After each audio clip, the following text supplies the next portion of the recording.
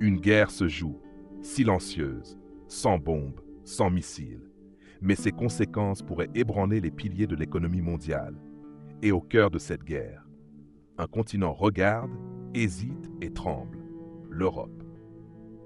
Depuis son retour à la Maison-Blanche, Donald Trump a relancé une guerre qu'il n'a jamais vraiment abandonnée, celle contre la Chine. Mais cette fois, les enjeux sont encore plus élevés. Et l'arme utilisée n'est ni nucléaire, ni technologique. C'est le commerce. Une guerre commerciale totale. Trump ne fait pas dans la demi-mesure. Il a imposé des droits de douane records allant jusqu'à 145% sur des milliers de produits chinois, composants électroniques, batteries, machines, panneaux solaires et même jouets. Objectif, forcer Pékin à plier. Mais la Chine ne plie pas, elle riposte. À son tour, elle impose 125% de taxes sur les produits américains. Soja, véhicules, technologies stratégiques. Ce n'est plus une simple tension. C'est un conflit frontal entre les deux premières économies mondiales. Et pendant ce temps, l'Europe, officiellement Bruxelles reste neutre. Mais en coulisses, les inquiétudes montent dans toutes les capitales européennes. Car cette guerre n'est pas sans conséquences pour le vieux continent. 1. L'Europe dépend des chaînes d'approvisionnement chinoises dans l'automobile, l'électronique, l'industrie pharmaceutique. 2. Elle commerce massivement avec les États-Unis. Et dans un conflit où chacun vous demande de choisir son camp, rester au milieu peut être dangereux.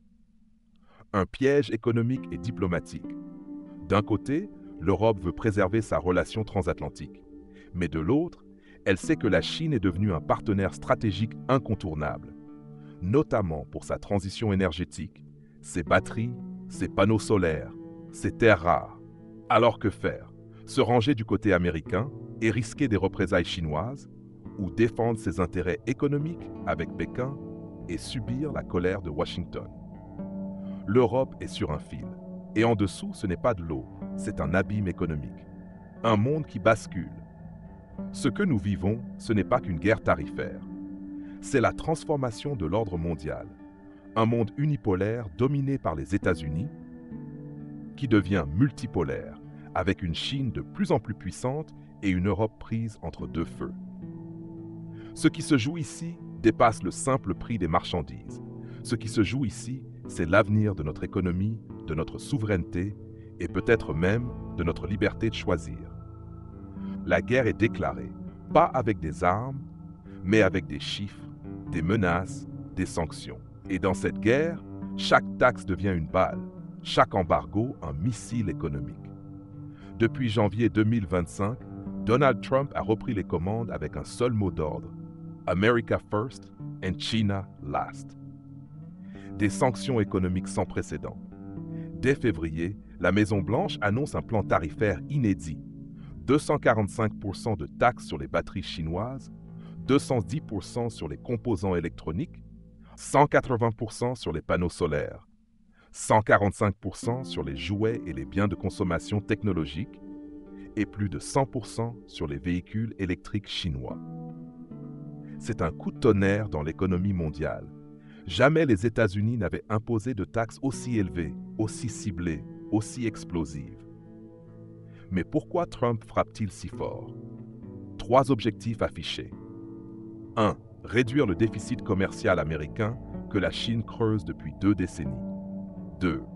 Rapatrier la production sur le sol américain en forçant les entreprises à relocaliser. 3. Affaiblir la montée en puissance technologique de Pékin, notamment dans les batteries, l'IA et les infrastructures vertes. Mais au-delà de ces objectifs économiques, il y a une stratégie politique. Trump veut un affrontement, un bras de fer. Il pense que le chaos économique peut lui donner un levier diplomatique. La Chine répond sans trembler. Pékin ne reste pas spectateur. En mars, le gouvernement chinois réplique par des droits de douane de 125% sur plus de 500 produits américains, soja, viande, puces électroniques, équipements agricoles, avions civils de moyenne portée. En avril, la Chine va encore plus loin. Interdiction d'exporter certaines terres rares indispensables à la fabrication des semi-conducteurs. Gel des commandes d'avions Boeing. Blacklist de plusieurs groupes américains, dont Tesla, et Lockheed Martin.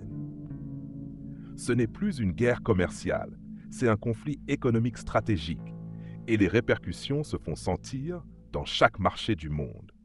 Une guerre sans vainqueur, les analystes sont clairs. Les producteurs américains souffrent, les consommateurs paient plus cher, et les marchés mondiaux tremblent. En Chine, les exportations vers les USA chutent de 34% en 3 mois. Mais les entreprises américaines implantées en Chine perdent aussi des milliards de dollars. Apple, Ford, Boeing, Qualcomm, toutes touchées de plein fouet. Et ce n'est que le début. Trump a promis d'aller encore plus loin. Bannissement de TikTok, Huawei et Alibaba du marché US. Pression sur les alliés pour qu'ils interdisent les produits chinois dans les infrastructures critiques. Menace de nouvelles sanctions sur l'énergie solaire, les batteries et les voitures autonomes. C'est une guerre de longue haleine, et tout le monde le sait. Quand deux géants se battent, ce sont les petits autour qui finissent écrasés. Face à Trump, la Chine ne plie pas, elle pivote, elle s'adapte, et surtout, elle tisse une toile d'alliance qui inquiète jusqu'aux plus grandes chancelleries occidentales. Ne pas répondre frontalement, mais détourner l'affrontement. Pékin le sait, répondre coup pour coup aux sanctions américaines ne suffira pas. Alors la Chine revoit son jeu, elle redéfinit son échiquier, elle sort du piège américain en s'ouvrant au reste du monde. L'Europe, partenaire stratégique, mais vulnérable. Depuis le début du conflit, Pékin multiplie les gestes envers l'Union européenne. Réduction des barrières douanières sur certains produits européens.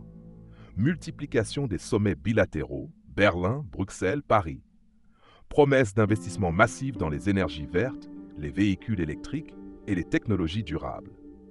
La Chine veut séduire l'Europe pendant que Trump la menace. Et l'Europe, elle hésite.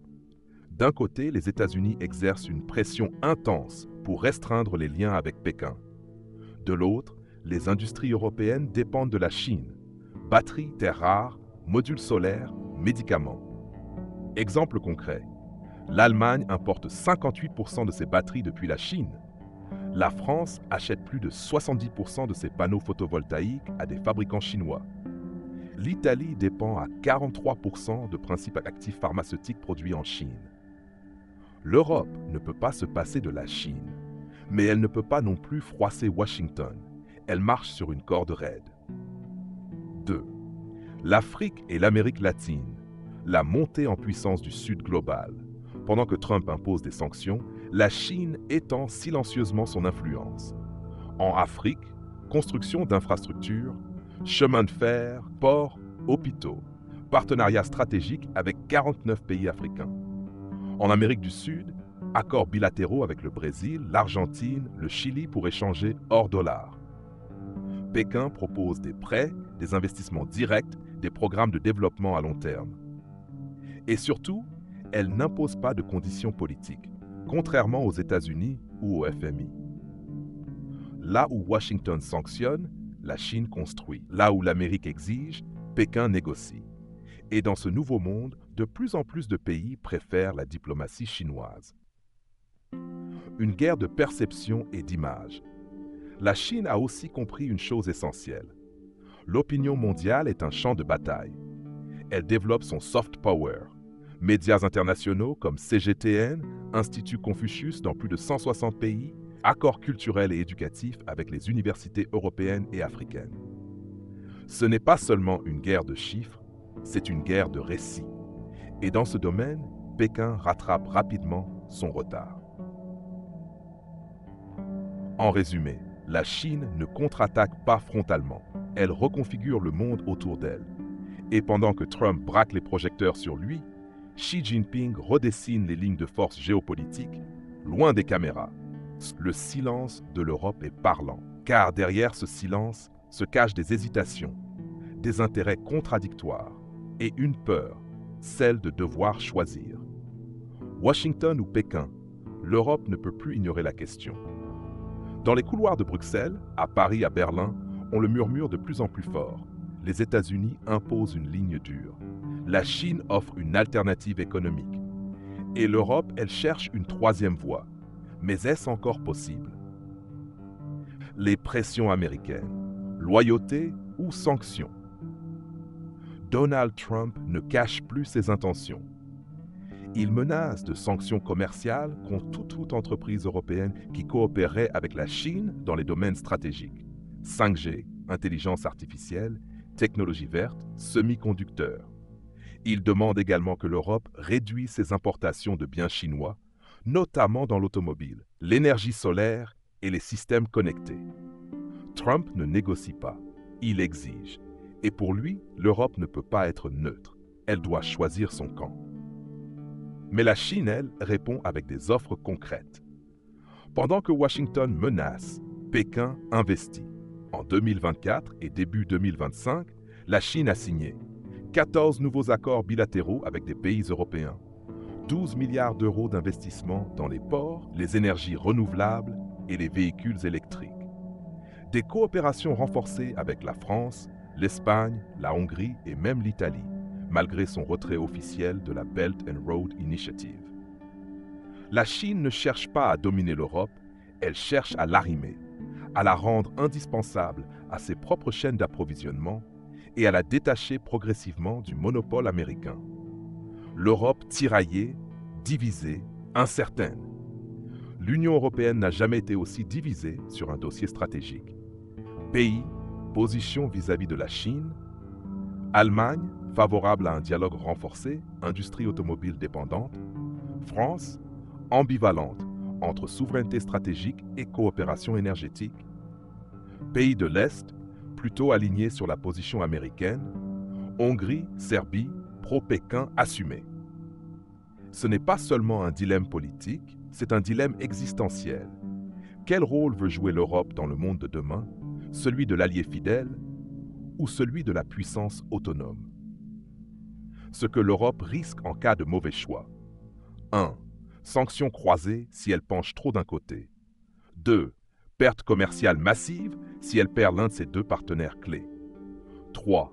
Isolement stratégique si elle refuse de choisir et que les autres choisissent pour elle. L'Europe a longtemps cru qu'elle pouvait rester en dehors des conflits de géants. Mais dans un monde multipolaire, ceux qui n'ont pas de stratégie deviennent les champs de bataille des autres. Les mots sont lancés, les alliances se redessinent, mais maintenant, les chiffres parlent. Et ce qu'ils révèlent, c'est un glissement tectonique de l'économie mondiale. 1. La bombe à retardement des bons du Trésor américain. La Chine est aujourd'hui l'un des principaux créanciers des États-Unis.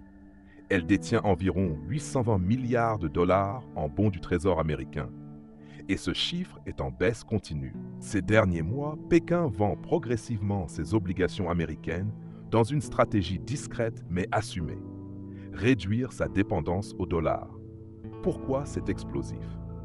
Si la Chine accélère la vente de ses bons, la valeur du dollar pourrait chuter. Les taux d'intérêt américains devraient grimper pour attirer de nouveaux acheteurs. Cela signifie hausse des coûts d'emprunt, ralentissement économique et perte de confiance mondiale. Un effondrement contrôlé du dollar, c'est peu probable. Mais un désengagement chinois progressif, calculé, c'est déjà en cours. 2. Une inflation importée en Europe. Si le dollar perd en valeur, le coût des produits importés en provenance des États-Unis explose. Mais si les tensions se durcissent entre Chine et USA, l'Europe pourrait aussi perdre l'accès fluide à ses fournisseurs chinois, déjà essentiels dans des secteurs clés. Secteur dépendance à la Chine, batterie lithium, 62%. Panneaux solaires, 75%. Médicaments génériques, 40%. Terres rares, 90%. Conséquences directes, rupture de chaînes d'approvisionnement, hausse des prix pour les industriels européens et donc inflation pour le consommateur européen. L'Europe ne fabrique plus tout ce qu'elle consomme et dans une guerre économique mondiale, ce sont les dépendants qui payent la facture. 3. Une crise de confiance sur les marchés financiers. Depuis janvier, les bourses européennes sont en forte volatilité. Les indices réagissent non plus à des données économiques classiques, mais à des annonces politiques. Tweet de Trump, sanctions chinoises, Tensions militaires en mer de Chine ou à Taïwan. Résultat, les fonds d'investissement européens se mettent en mode défense. Moins d'investissement dans les projets à risque. Une fuite vers l'or, le franc suisse et le yuan digital. Même les marchés commencent à réévaluer leur foi en l'économie américaine. Et ce mouvement, lent mais profond, pourrait redéfinir le système monétaire international.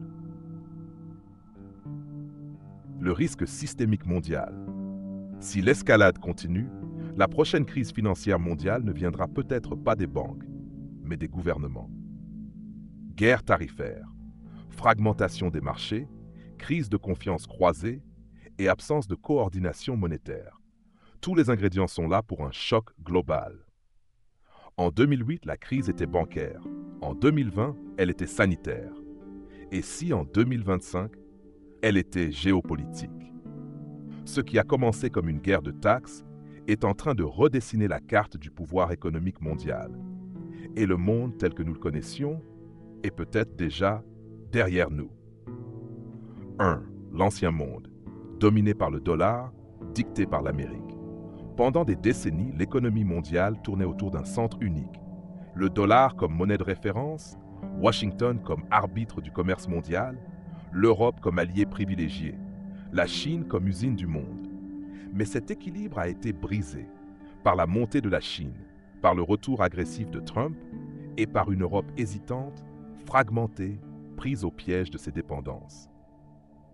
Le monde bascule vers un multipolarisme économique. Aujourd'hui, plusieurs centres de gravité émergents.